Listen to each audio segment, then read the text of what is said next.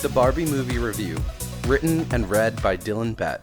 Barbie opens, the screen flickering black to an image of a larger-than-life Margot Robbie dressed in the original one piece from her 1959 release. The backdrop of a barren planet nodding to 2001: A Space Odyssey setting the tone, alerting the viewer that deeper references commence throughout the film's progression. Barbie uses this nod to the 1968 film, implicating that it's going to turn the notion of a male-centered film on its head. Barbie begins her tale in Barbie Land, where everything seems perfect, but as the story continues, nothing is as it seems as thoughts of existential dread invade her mind. She starts to lose her ability to see her world through rose-colored glasses, a realization embodied when her usually high-heel-ready feet fall flat just before she decides to leave Barbie Land. As Barbie reaches the real world, she is confronted with a patriarchal reality. Men gawk at her, sizing her up as she roller skates by, while Ken, played by Ryan Gosling, remains unhindered. Barbie succeeds in drawing connections to real-world dilemmas that women feel every day as a result of their treatment by society. A world dominated by men, personified when Barbie saw her creation resulting from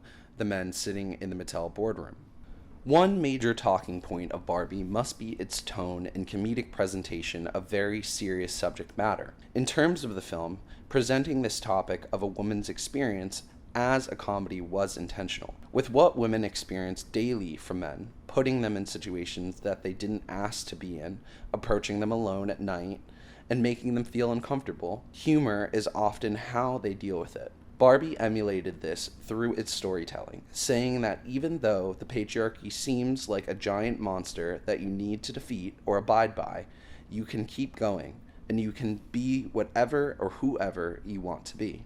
Although it is one of its greatest triumphs, it could be one of its greatest downfalls. Because of its comedic tone, most critics and most men who have gone to see the film may lose much of the seriousness of the subject matter.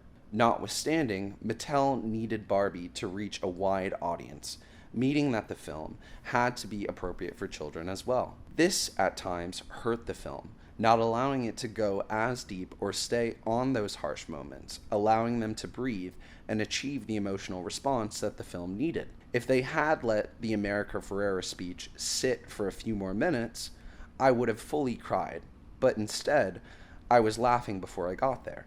Barbie could not finish plot lines. For the remainder of the film, the Mattel executives and Barbie will engage in some head-to-head moments. When the executives finally make it to Barbie Land, all they did was witness the destruction that the Kens caused in the now christened Kendom. Another not fully baked plot line was Alan's, played by Michael Cera. Given only a few comedic throwaway lines, Alan was nothing more than the butt end of a joke.